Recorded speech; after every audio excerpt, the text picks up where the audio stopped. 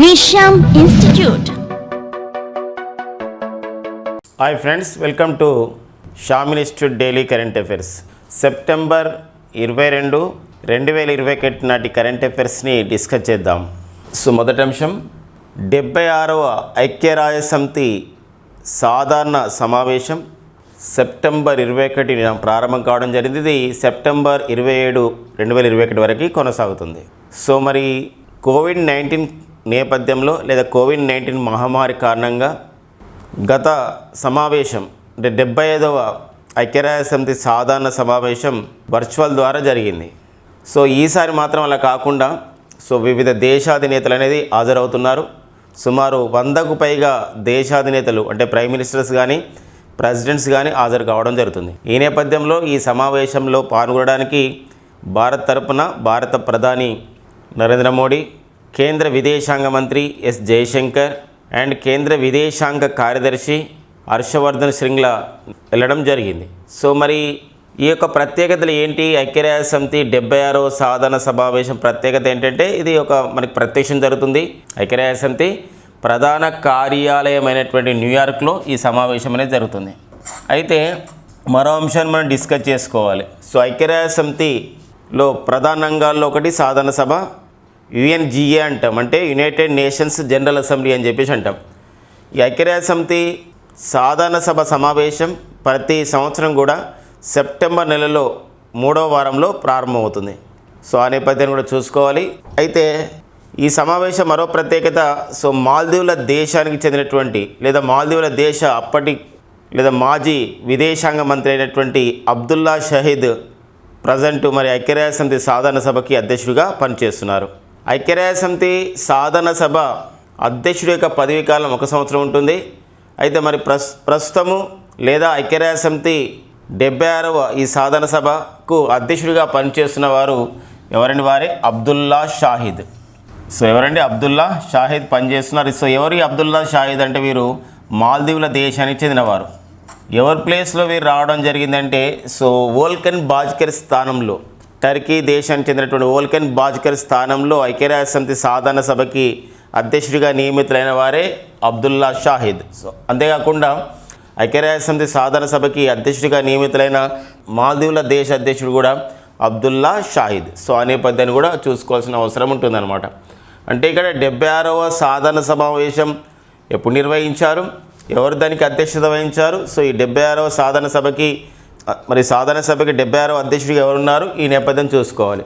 మరి ఐక్యరాజ్యసమితికి ప్రధాన కార్యదర్శిగా పనిచేస్తున్న వారైతే వారు ఆంటోనియో గుటెరెస్ అనేవారు ప్రధాన కార్యదర్శిగా పనిచేస్తున్నారు. సో అలాంటి నేపథ్యాన్ని, అలాంటి అంశాన్ని కూడా మనం చూసుకోవాలి. ఆంటోనియో గుటెరెస్ అనేవారు పోర్చుగల్ దేశానికి చెందినవారు. సో ఇదండి మనకి 76వ ఐక్యరాజ్యసమితి సాధారణ సభ సమావేశం గురించి. నెక్స్ట్ అండి మనకి జస్టిన్ ట్రూడో. సో మరో అంతర్జాతీయమైన అంశం, పర్సన్స్ ఇన్ ద న్యూస్గా ఉన్న అంశం. సో జస్టిన్ ట్రూడో మూడవసారి కూడా కెనడా దేశ ప్రధానిగా నియమితులు కాబోతున్నారన్నమాట వరుసగా. సో కెనడా దేశంలో జరిగినటువంటి ఏదైతే ఎన్నికలు జరిగాయో ఆ ఎన్నికల్లో మరి జస్టిన్ ట్రూడో ఏదైతే లిబరల్ పార్టీకి చెందిన వీరు మరొకసారి అధికారంలోకి రాబోతున్నట్టు మనకి న్యూస్లో ఇవ్వడం జరిగింది. కాబట్టి ఇటీవల జస్టిన్ ట్రూడో ఏ దేశానికి 3వసారి ప్రధానిగా నియమితులవుతున్నారు అని చెప్పేసి అన్నప్పుడు ఏదండి? కెనడా దేశం. సో మరి జస్టిన్ ట్రూడో ఏ పార్టీకి చెందినవారు అనే అంశం కూడా మనం చూసుకోవాలి. ఎవరండి? లిబరల్ పార్టీకి చెందినవారు. సో ఆ నేపథ్యం. అండ్ కెనడా ప్రపంచంలోనే ఎక్కువ సముద్ర తీర ప్రాంతం గల దేశం ఏదండి? Canada. The longest sea coastal line అనేది ఉంది దేనికి? కెనడాకి. సో అట్లా మనం పిలుస్తాం. ఓకేనండి. ఇక నెక్స్ట్ మరో ఇంపార్టెంట్ అయిన అంశం, ఒక కరెంట్ ఎకనామీలో ఉన్నటువంటి అంశం ఏంటంటే ఇక్కడ మనకి మహారత్న, నవరత్న, మినిరత్న అని చెప్పేసి అంటారు. సో మనకి మహారత్న, నవరత్న, మినిరత్న అని చెప్పేసి ఏదైతే మనకు హోదా ఇస్తారో కంపెనీలకి, సిపిఎస్ఈ అంటాం, సెంట్రల్ పబ్లిక్ సెక్టార్ ఎంటర్ప్రైజెస్ ఏవైతే ఉంటాయో, ఈ కేంద్ర ప్రభుత్వ సంస్థలు ఏవైతే ఉంటాయో, కేంద్ర ప్రభుత్వ రంగ సంస్థలు ఏవైతే ఉంటాయో వాటికి సంబంధించినటువంటి నికర లాభం బట్టి, వాటికి సంబంధించినటువంటి టర్న్ బట్టి, వాటికి వచ్చే లాభాలను బట్టి వాటికి ఒక ఆటానమీ స్టేటస్, ఒక స్వచ్ఛందంగా వారు వివిధ విషయాల్లో పెట్టుబడులు పెట్టడానికి ఒక సంబంధించిన హోదాని ఇవ్వడమే ఈ యొక్క మినిరత్న, నవరత్న అండ్ మహారత్న అని చెప్పేసి అంటాం. అయితే మనకు వార్తలు ఉండడానికి కారణం ఏంటంటే ఇప్పుడు కేంద్ర ప్రభుత్వం దేశంలో మరో మహారత్న కంపెనీకి మహారత్న హోదాని ఇవ్వడం జరిగింది. మహారత్న కంపెనీ అనేది హోదా రావాలంటే సో ఎలాంటి క్రైటీరియా ఉండాలి, అండ్ మినిరత్న అనేది ఎలా క్రైటీరియా ఉంటుంది, అండ్ నవరత్న హోదాకి ఎలాంటి క్రైటీరియా ఉంటుంది, ఎలాంటి అంశాలను పరిగణనలోకి తీసుకొని ఇస్తారని చెప్పేసి మనం కాసేపైనా డిస్కస్ చేద్దాం. అయితే ఇప్పుడు దేశంలో 11వ మహారత్న కంపెనీగా హోదా పొందింది ఏంటంటే 1986లో ఏర్పాటు చేయబడ్డటువంటి కంపెనీ సంస్థ power finance corporation. Power finance corporation of ఒక కార్పొరేషన్ 11వ మహారత్న కంపెనీగా గుర్తించబడింది. గతంలో మరి 10 మహారత్న కంపెనీలు ఉండేవి హోదావి. అవి ఏంటి అని అన్నప్పుడు so BHEL Bharat heavy electricals limited, and BPCL Bharat petroleum corporation limited, CIL coal India limited and GAIL gas authority of India limited, HPCL Hindustan petroleum corporation limited, IOC Indian oil corporation limited and NTPC national thermal power corporation, ONGC ఒక oil and natural gas corporation, and next ఒక power grid corporation PGC power grid corporation, and SAIL SAIL steel authority of India limited. So వీటితో పాటుగా ఈ 10తో పాటుగా మరో 11వ కంపెనీగా ఈరోజు మహారత్న హోదా పొందింది. కేంద్ర ప్రభుత్వం ప్రకటించింది పవర్ ఫైనాన్స్ కార్పొరేషన్ అండి. మరి ఈ మహారత్న హోదా పొందాలంటే ఎలాంటి క్రైటీరియా ఉంటుందో చూద్దాం. సో మహారత్న హోదా పొందాలి అంటే సో మరి ఈ మహారత్న హోదానైతే కేంద్ర ప్రభుత్వం ఏ సంవత్సరం నుంచి ఇంట్రడ్యూస్ చేయడం జరిగింది తొలిసారిగా అంటే 2009 నుండి ఇంట్రడ్యూస్ చేయడం జరిగింది. అదే మరి నవరత్నాలు మరి మినిరత్నం అయితే 1997లో ఇంట్రడ్యూస్ చేయడం జరిగింది. సో మరి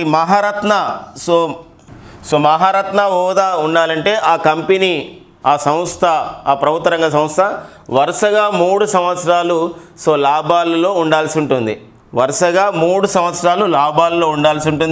అంతేకాకుండా మహారత్న ఏదైతే హోదా కావాలా లేదా పొందాలనేటువంటి కంపెనీకి సంస్థకి ప్రభుత్వ రంగ సంస్థకి నవరత్న హోదా ఆల్రెడీ ఉండాలి. అంతేకాకుండా ఆ కంపెనీ అనేది ఆ సంస్థ అనేది ఒక నికర లాభం 5,000 కోట్ల రూపాయలు ఉండాలి. నికర లాభం వచ్చేసి సంవత్సరానికి 5,000 కోట్ల రూపాయలు ఉండాలి. ఇది ప్రారంభంలో 2009లో ప్రకటించినప్పుడు అలా చేయడం జరిగింది. ఇప్పుడైతే నికర లాభం 2,500 కోట్లకు ఆ విధంగా తగ్గించడం జరిగింది. నికర ఆస్తులు ఆ సంస్థ యొక్క నికర ఆస్తులు సో 15,000 కోట్ల రూపాయలు ఉండాలి. ప్రజెంట్ అయితే 10,000 కోట్ల రూపాయలకు తగ్గించడం జరిగింది. అంతేకాకుండా మహారత్న హోదా పొందినటువంటి సంస్థ యొక్క ఒక వార్షిక టర్నోవర్ అన్నది ఎలా ఉంటుందంటే 25,000 కోట్ల రూపాయలు ఉంటుంది. సో దానికి సంబంధించినటువంటి ఇప్పుడు దాన్ని తగ్గించడం జరిగింది ఎంతండి సో 20,000 కోట్లకు తగ్గించడం జరిగింది. సో ఇది ఒక మహారత్న హోదాకి కావాల్సినటువంటి క్రైటీరియా. ఇవన్నీ క్రైటీరియాని power finance corporation of India దాన్ని అమలు చేసింది కాబట్టి దానికి సంబంధించిన క్రైటీరియా ఉంది కాబట్టి సో మహారత్న హోదా ఇవ్వడం జరిగింది. కాబట్టి మహారత్న హోదా అనే కాన్సెప్ట్ లేదా మహారత్న హోదా దాన్ని ఎప్పుడు ప్రకటించింది కేంద్ర ప్రభుత్వం ఒక సంస్థలకు ఇవ్వడం అనేది 2009లో ప్రారంభించింది. మహారత్న హోదా పొందాలంటే ఈ లక్షణాలకు సంబంధించినటువంటి సంస్థకు ఉండాలన్నమాట. ఆ క్రైటీరియాని ఫాలో కావాల్సి ఉంటుంది. ఇంకొకటి ఏంటంటే పెట్టుబడులు పెట్టే విషయంలో కూడా స్వేచ్ఛ ఉంటుంది. ఆ పెట్టుబడులు పెట్టే ముందు స్వేచ్ఛ గురించి డిస్కస్ చేయడానికన్నా ముందు మరి మహారత్న ఉంటుంది, నవరత్నాలు ఉంటాయి, మినిరత్న కంపెనీలు ఉంటాయి, సంస్థలు ఉంటాయి. మరి మహారత్న గురించి మనం డిస్కస్ చేసాం. మరి నవరత్నాలు అంటే చూద్దాం. సో మరి నవరత్న కంపెనీలకు ఎలా ఆ హోదా ఎలా ఇస్తారంటే ఈ కాన్సెప్ట్ అయితే 1997లో ఇంట్రడ్యూస్ చేయడం జరిగింది. సో 3 సంవత్సరాలు వరుసగా 3 సంవత్సరాలు ఆ సంస్థ లాభాల బాటలో ఉండాలి, లాభాలు పొంది ఉండాలి ఆ సంస్థలు. అంతేకాకుండా లాభం అనేది ఒక 1,000 కోట్లకు ఆ విధంగా ఉండాలన్నమాట. 1,000 కోట్లు లేదా 1,000 కోట్ల ఎబోవ్ అనేది ఉండాలి. సో లాభము ఆ సంస్థ యొక్క లాభం. అంతేకాకుండా సంస్థ యొక్క నిర్వహణ గురించి కానివ్వండి ఎలాంటి బడ్జెట్ పైన ఆధారపడరాదు.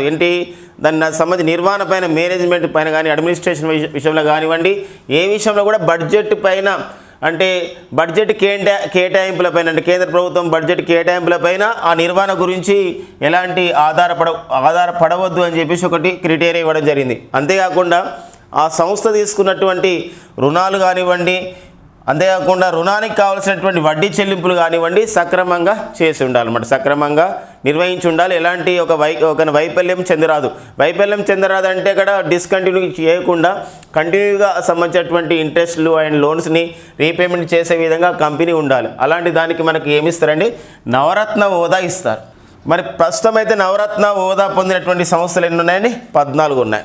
అండ్ నెక్స్ట్ మినీరత్న అంటారండి, మినీరత్న. సో మినీరత్న అనేది ఇది కూడా 1997లో ప్రారంభించారు. సో మినీరత్నంలో ఏంటంటే వరుసగా ఆ కంపెనీ ఆ సంస్థ 3 సంవత్సరాల్లో ఏదో ఒక సంవత్సరం ఒక 30 కోట్ల సో లాభాలు వచ్చి ఉండాలి. అండ్ అంతేకాకుండా సో 30 కోట్లు వచ్చిందనుకోండి లాభం, దాన్ని మినీరత్న 1 కింద చేస్తారు. 30 కోట్ల కన్నా తక్కువ వచ్చిందనుకోండి లాభం, ఆ సంస్థని ఆ కంపెనీని మినీరత్న 2 కేటగిరీలో చేస్తారు. ఇప్పుడైతే దేశంలో సో కేంద్ర ప్రభుత్వం ప్రకటించిన దాని ప్రకారం చూస్తే మినీరత్న 1 కేటగిరీ కింద 62 కంపెనీలు 62 సంస్థలు అండ్ మినీరత్న 2 కింద సో 12 సంస్థలు, మొత్తం 74 సంస్థలు అనేది ఉందండి. ఆ పాయింట్స్ మనం చూసుకోవాలండి. ఓకేనా, 11 మహారత్న ఉన్నవి అండ్ 14 నవరత్నాలు అండ్ మినీరత్న వచ్చేసి 74 ఉన్నాయి. ఓకేనా, ఇది మనకి ఇటీవల కాలంలో ఏ సంస్థని ఏ సెంట్రల్ పబ్లిక్ సెక్టార్ ఎంటర్ప్రైజెస్ని కేంద్ర ప్రభుత్వం మహారత్న అనే హోదాని ఇవ్వడం జరిగింది అన్నప్పుడు power finance corporation of India అన్నమాట. ఓకేనా, ఇక నెక్స్ట్ అండి మరొక అంశం ఏంటంటే మహారత్న కంపెనీ హోదా పొందింది, నవరత్న హోదా పొందినటువంటి కంపెనీలు, మినీరత్న హోదా పొందినటువంటి ఈ సంస్థలని కూడా పెట్టుబడి వివిధ సంబంధించిన సంస్థలు కానివ్వండి, వివిధ జాయింట్ వెంచర్స్ని ఏర్పాటు చేసే విషయంలో కానివ్వండి, పెట్టుబడి పెట్టే స్వేచ్ఛ ఎంత ఉంటుంది అంటే అటానమస్ బాడీగా ఉంటుంది కాబట్టి, ఒక అటానమీ అనేది వస్తుంది కాబట్టి ఎంత పెట్టుబడి పెట్టడానికి ఒక స్వేచ్ఛ ఉంటుందంటే మహారత్న కంపెనీ అయితే 5,000 కోట్లు పెట్టుబడి పెట్టడానికి స్వేచ్ఛ ఉంటుంది. అదే నవరత్న కంపెనీ అయితే 1,000 కోట్లు పెట్టుబడి పెట్టడానికి స్వేచ్ఛ ఉంటుంది. అదే నవరత్న కంపెనీ అయితే 1,000 crores ఆ విధంగా ఇన్వెస్ట్మెంట్ చేసే స్వేచ్ఛ ఉంటుంది. మినీరత్నాలు అయితే మినరత్న 1 కంపెనీలు ఏవైతే ఒక వరుసగా 3 సంవత్సరాల్లో ఏదైనా సంవత్సరం 30 కోట్లకు పైగా లాభం వచ్చిన వాటికి వాటి మినరత్న 1 కేటగిరీగా పెడతారు. అలా మినరత్న 1 కేటగిరీ అయితే 500 కోట్ల వరకు కూడా పెట్టుబడి పెట్టే స్వేచ్ఛ ఉంటుంది. అండ్ మినరత్న 2 అయితే 300 కోట్ల వరకు కూడా పెట్టుబడి స్వేచ్ఛ ఉంటుంది అనమాట. 300 కోట్ల రూపాయలు పెట్టుబడి పెట్టే స్వేచ్ఛ అనేది ఉంటుంది. సో ఈ నేపథ్యాన్ని ఈ అంశాన్ని చూసుకోవాలండి. ఇంకొకటి మరొక సంబంధించినటువంటి అంశం అండి, food safety standards authority of India విడుదల చేసే ఒక నివేదిక. మరి ఏంటి food safety standards authority of India వాళ్ళు రిలీజ్ చేసే నివేదిక? కేంద్ర ఆరోగ్య కుటుంబ సంక్షేమ శాఖ పరిధిలో పనిచేస్తున్నటువంటి ఈ సంస్థ దేశంలో వివిధ రాష్ట్రాలు, వివిధ కేంద్రపాలిత ప్రాంతాలు ఆహారాన్ని తయారు చేయడంలో ఒక భద్రత పాటించడంలో ఎలాంటి సంబంధించినటువంటి సూచనలు పాటిస్తున్నాయి, భద్రత ఎలా ఉంది, సూచన ఎలా ఉంది, సర్విలెన్స్ అంటే నిఘా ఎలా ఉంది, దానికి సంబంధించిన ఆహార పదార్థాల టెస్టింగ్ ఎలా ఉంది, అంతేకాకుండా ఎవరైతే కన్స్యూమర్ అంటారు, ఎవరైతే వినియోగదారుడు ఉంటాడో వినియోగదారుడికి ఒక సాధికారత ఎలా ఉంది, ఇలాంటి అన్ని అంశాలని బేరేజ్ చేసుకొని సో మనకి ఇక్కడ ఫుడ్ సేఫ్టీ ఇండెక్స్ని లేదా స్టేట్ ఫుడ్ సేఫ్టీ ఇండెక్స్ని సో రిలీజ్ చేయడం అనేది జరిగింది. సో మరి ఇది ఇది వరుసగా విడుదల చేసినటువంటి 3వ స్టేట్ ఫుడ్ సేఫ్టీ ఇండెక్స్ అండి.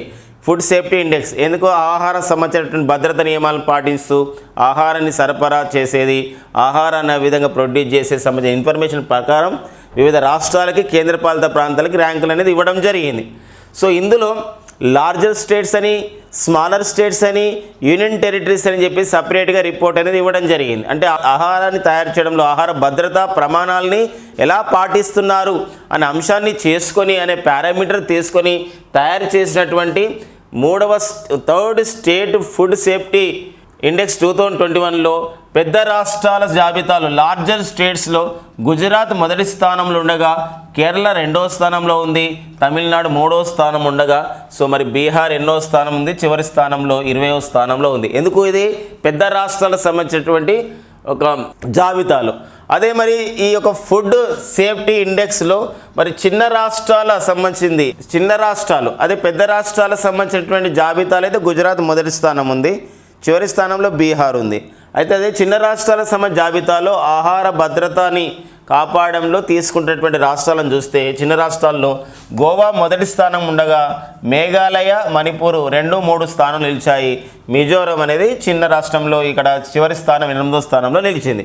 అదే కేంద్రపాలిత ప్రాంతాలకు సంబంధించిన విషయంలో ఆయా రాష్ట్రాలు ఆయా కేంద్రపాలిత ప్రాంతాలు ఏదైతే ఆహార భద్రతా నియమాల్ని పాటించడంలో సో జమ్మూ కాశ్మీర్, అండమాన్ నికోబార్ ఐలాండ్స్, న్యూఢిల్లీ మొదటి 3 స్థానం నిలవగా లక్షద్వీపులు 8వ స్థానంలో నిలవడం జరిగిందండి. సో ఇది వెరీ ఇంపార్టెంట్ ఇండెక్స్. ఒక food safety standards authority of India విడుదల చేసింది. దీన్ని విడుదల చేసిన వారు ఎవరంటే కేంద్ర ఆరోగ్య కుటుంబ సంక్షేమ శాఖ మంత్రి అయినటువంటి మన్సుఖ్ మాండవే దీన్ని విడుదల చేయడం జరిగింది. మరి ఇక్కడ food safety standards authority of India అని చెప్పేసి అంటున్నాం కాబట్టి మరి food safety standards authority of ఇండియాకి ప్రజెంట్ చైర్మన్గా పనిచేస్తున్న వారు రీతా థియోషియా. ఎవరండి? రీతా థియోషియా పనిచేస్తున్నారు. And chief executive officer of the FSSAI food safety standards authority of ఇండియాకి ప్రస్తుతం చీఫ్ ఎగ్జిక్యూటివ్ ఆఫీసర్గా పనిచేస్తున్న వారు ఎవరండి? అరుణ్ సింఘాల్. సో అది కూడా మనకు పర్సన్స్ ఇన్ ద న్యూస్గా ఉంది. అంటే నివేదికను ఎవరు విడుదల చేశారు? నివేదికను తయారు చేసిన సంస్థ ఏంటి? ఇది ఎన్నో నివేదిక? పెద్ద రాష్ట్రాల జాబితాలో మొదటి స్థానం ఏది, చివరి స్థానం ఏముంది? అండ్ చిన్న రాష్ట్రాల జాబితాలో మొదటి స్థానం ఏంటి, చివరి స్థానం ఏంటి?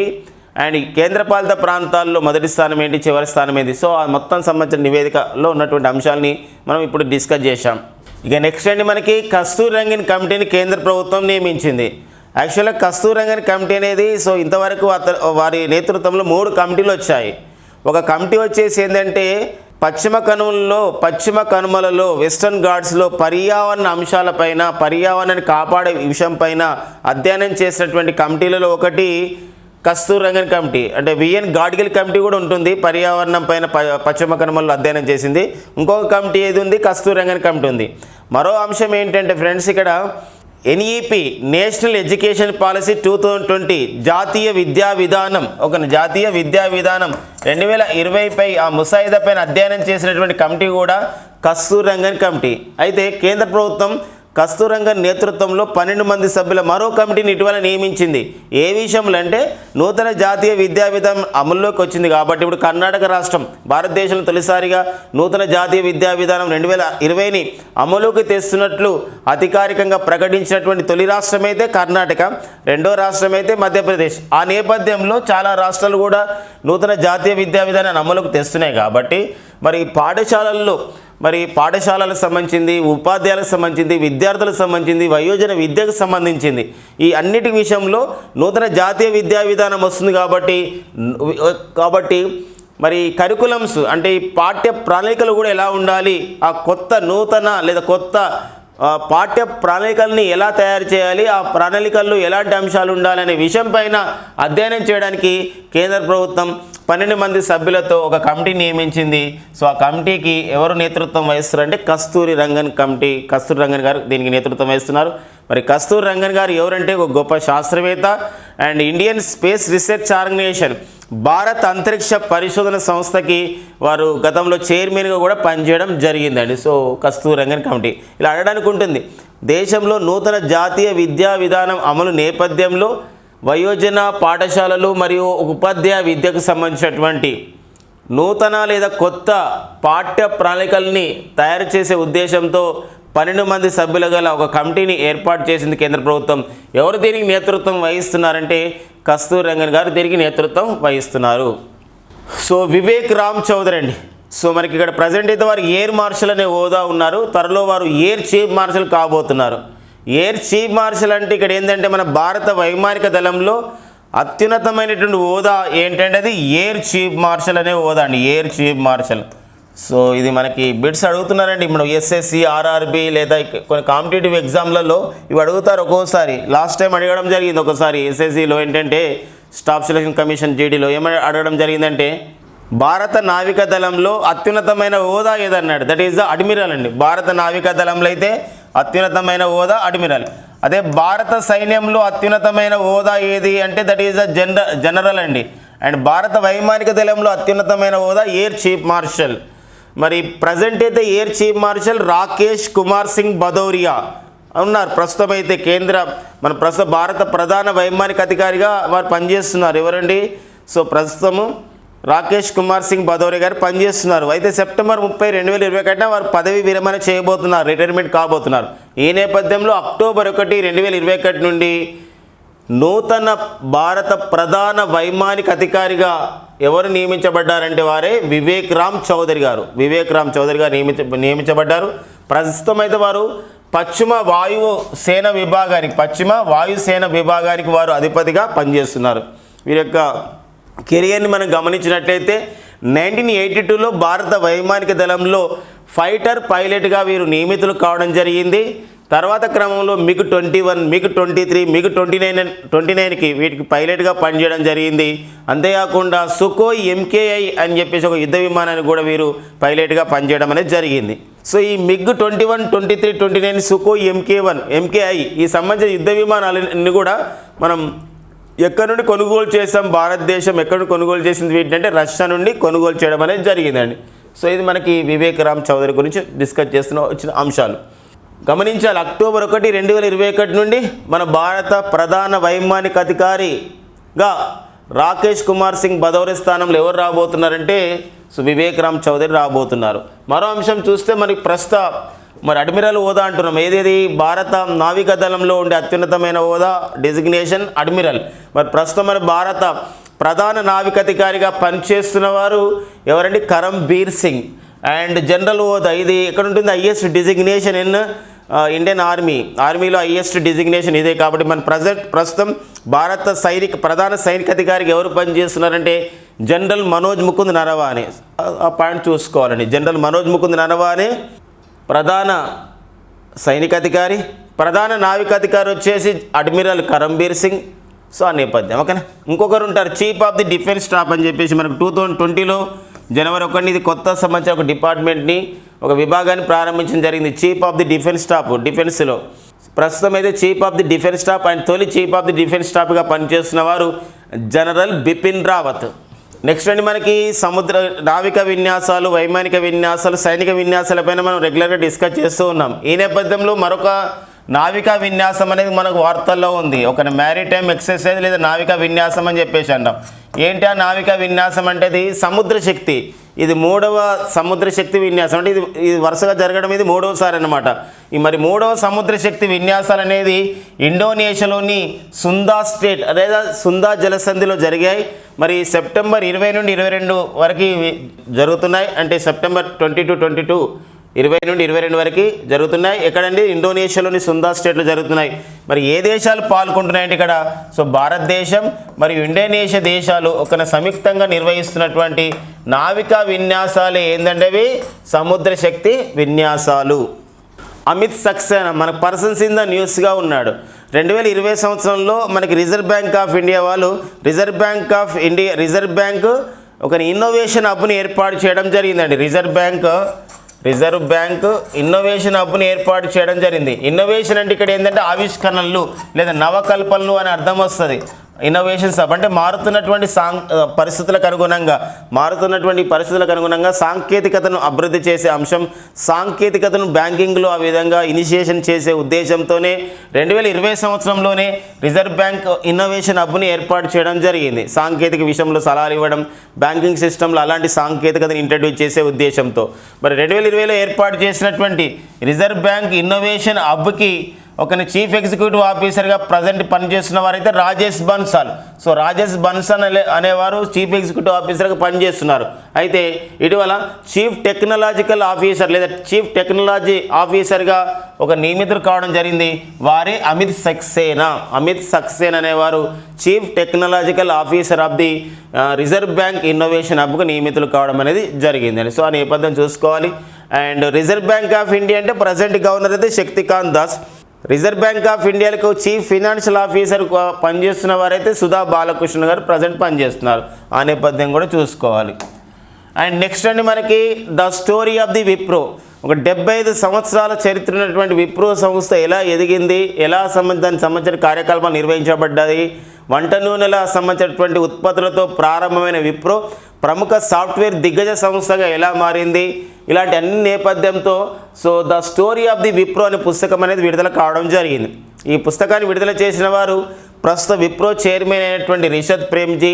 సో వారి నాన్నగారు విప్రోకి మరి చీఫ్ స్ట్రాటజికల్ ఆఫీసర్గా ఉన్నటువంటి అజిమ్ ప్రేమ్జీ ఈ కార్యక్రమంలో పాల్గొనడం జరిగిందండి. అయితే మనకు అడగడానికి ఉన్న ఇన్ఫర్మేషన్ ఏంటంటే విప్రో అనేది ఒక సాఫ్ట్వేర్ దిగ్గజ సంస్థగా ఉంది. విప్రో సంబంధించినటువంటి ఒక సాఫ్ట్వేర్ సంస్థని వ్యవస్థాపకుడుగా ఉన్నవారు ఎవరంటే అజిమ్ ప్రేమ్జీ ఒక సంబంధించినటువంటి కంపెనీ నిర్వహణతో పాటుగా మన భారతదేశంలో ఒక గొప్ప దాతృత్వం ఉన్నటువంటి వ్యక్తిగా, ఎంతో దాన ధర్మాలు అంటే వివిధ సంబంధించిన కార్యక్రమాలకి ఇస్తున్నటువంటి వ్యక్తిగా దేశంలో ముందంజలో ఉన్నారనమాట. ఎవరంటే ఒక అజిమ్ ప్రేమ్జీ. హరుణ్ ఇండియా అనే ఒక సంబంధించిన సంస్థ విడుదల చేసినటువంటి ఒక ప్రపంచ దాతృత్వం ఉన్న వ్యక్తుల జాబితాలో మన భారతదేశంలో 2 వ్యక్తులకు మాత్రమే అలా స్థానం సంపాదించారన్నమాట. ఒకరు అజిమ్ ప్రేమ్జీ మొదటి స్థానం ఉండగా, రెండవ స్థానంలో ఉన్నవారు ఎవరు అంటే వారే శివనాడర్. SCL హిందుస్థాన్ కంప్యూటర్స్ లిమిటెడ్ సంస్థకి ఒక ప్రస్తుతం అతను వ్యవస్థాపకుడుగా ఉన్నారు. అతను ఎవరండి? శివనాడర్. సో వారు కూడా ఈ యొక్క సంబంధించినటువంటి దాతృత్వ గుణంలో ఉన్న వాళ్ళు ఉన్నారనమాట. సో ఈ నేపథ్యంలో ఆ సంబంధించిన మొత్తం సమాచారం గురించి ద స్టోరీ ఆఫ్ విప్రో అనే ఒక పుస్తకాన్ని విడుదల చేయడం జరిగింది. దీన్ని మరి ఎవరు రాశారనేది మనకు తెలియదు. ఎందుకోసం it is a compiled version అనుకోవచ్చు. అంటే కంపైల్డ్ అంటే వివిధ విషయాల నుండి సేకరించినటువంటి అంశంగా చెప్పుకోవచ్చు అనమాట. అది ఎలాంటి మంచి పుస్తకాన్ని ఎవరు ప్రచురించారు అనేది మనకి ఇవ్వడం జరిగింది. ఎవరు ప్రచురించారు అన్నప్పుడు ఇక్కడ ఏంటంటే వెస్ట్‌ల్యాండ్ పబ్లికేషన్ అండి. ఇది వెస్ట్‌ల్యాండ్ పబ్లికేషన్ అనే సంస్థ దీన్ని ప్రచురించడం జరిగింది. అయితే విప్రోకు చూస్తే వ్యవస్థాపకుడు వచ్చేసి అజిమ్ ప్రేమ్జీ. విప్రో సాఫ్ట్వేర్ సంస్థ. అయితే దాని ప్రజెంట్ అయితే చైర్మన్గా పనిచేస్తున్న వారు రిషద్ ప్రేమ్జీ. విప్రో చీఫ్ ఎగ్జిక్యూటివ్ ఆఫీసర్గా పనిచేస్తున్న వారు తేరీ డెల్పోటే. ఎవరండి? తేరీ డెల్పోటే ప్రజెంట్ విప్రోకి చీఫ్ ఎగ్జిక్యూటివ్ ఆఫీసర్గా పనిచేస్తున్నారు. ఇక నెక్స్ట్ అండి మనకి టోక్యోలో మనకి summer Olympics and para Olympics అనేది ఇటీవల కంప్లీట్ కావడం జరిగింది. సో ఈ నేపథ్యంలో మరి 2 ఒలింపిక్ క్రీడల మధ్య జరిగేవి మనకి వింటర్ ఒలింపిక్స్ ఉంటాయి. ఇప్పుడు 2021లో అంటే 20లో జరగాల్సిన 21లో జరిగాయి. 2024లో మళ్ళీ నిర్వహించబోతున్నారు. కాబట్టి అవి ఒలింపిక్ క్రీడలు. 2024లో ఫ్రాన్స్ రాజధాని ప్యారిస్లో. అంటే ఈ టోక్యోకి ప్యారిస్ మధ్య ఇప్పుడు 2020 అండ్ 22 ఈ 24 మధ్య మనకు జరిగేది. అంటే 2 ఒలింపిక్ క్రీడల మధ్య జరిగేవే శీతాకాల ఒలింపిక్ క్రీడలు చూడండి. అందుకే 2022లో శీతాకాల ఒలింపిక్ క్రీడలు నిర్వహించబోతున్నారు. ఫిబ్రవరి 4 నుండి 20 వరకు, ఫిబ్రవరి 4 నుండి 20, 2022లో బీజింగ్లో వింటర్ ఒలింపిక్స్ నిర్వహించబోతున్నారు. అయితే దీనికి ఒక మోటోని, ఒక నినాదాన్ని, ఒక స్లోగన్ ఇవ్వడం జరిగింది. ఆ మోటో ఏంటంటే together for a shared future అనే ఒక నినాదాన్ని ఇస్తున్నట్లు సో బీజింగ్లో ఉన్నటువంటి ఒక వింటర్ ఒలింపిక్స్ కమిటీ అధికారికంగా ప్రకటించడం జరిగింది. గతంలోనే వింటర్ ఒలింపిక్స్కి ఒక సంబంధించినటువంటి మస్కట్ని కూడా ప్రకటించారు. గతంలోనే Muscat of the winter Olympics 2022 ఏంటంటే బింగ్ డ్వెన్ అంటే ఒక పాండా అని చెప్పేసి ఒక జీవిని ఆ విధంగా ఇవ్వడం జరిగింది, ఒక యానిమేషన్ బొమ్మని. అండ్ నెక్స్ట్ ఇంకొక మస్కట్ కూడా ఉంది. ఇది వింటర్ ఒలింపిక్స్ మస్కట్. అండ్ వింటర్లో ఒలింపిక్స్లో పారా ఒలింపిక్స్ కూడా జరుగుతాయి, పారాలింపిక్స్ అని చెప్పేసి అంటాం. మరి పారాలింపిక్స్, వింటర్ పారాలింపిక్స్ 2022 దానికి సంబంధించిన మస్కట్ ఏంటి అంటే ఒక షూ రోన్ అంట. షూ రోన్ ఇది కూడా ఒక సంబంధించిన యానిమేషన్ బొమ్మ. ఏంటంటే ఇది ఏ చైనీస్ ల్యాంటర్న్ అంటే ఇక్కడ ఏంటంటే లాంతర్, ఒక దీపం అని అర్థం వస్తుంది. సో చైనీస్ సంబంధించి ఒక దీపం లేదా లాంతర్కి అట్లా ఒక యానిమేషన్గా ఇవ్వడం జరిగింది అనమాట. సో ఈ విషయం గుర్తుపెట్టుకోవాలండి. ఎందుకు మోటో గుర్తుపెట్టుకోవాలి, మస్కట్స్ని కూడా మనం గుర్తుపెట్టుకోవాలి, ఎగ్జామ్కి ఇంపార్టెంట్గా ఉంటాయి. ఇవ్వండి మనకి సెప్టెంబర్ 22, 2021 ఉన్న ముఖ్యమైన ఎగ్జామ్ ఓరియంటెడ్ కరెంట్ అఫైర్స్ అండి. షామిల్ ఇన్స్టిట్యూట్ అందిస్తున్నటువంటి ఆన్లైన్ బ్యాచ్ల వివరాలతో పాటు ఆఫ్లైన్ బ్యాచ్ల వివరాలు, టెస్ట్ బ్యాచ్ల వివరాలు, సో అనిహితి పబ్లికేషన్ ద్వారా ఇటీవల ప్రారంభించబడ్డటువంటి మనకు షామిల్ ఇన్స్టిట్యూట్ చేత అనిహితి పబ్లికేషన్ ద్వారా విడుదల కాబోతున్నటువంటి ఒక పుస్తకాల వివరాలు, కాంపిటేటివ్ బుక్స్ వివరాల గురించి and Shamil institute daily current affairs గురించి please subscribe our Shamil institute YouTube channel అండి. Thank you friends and all the best.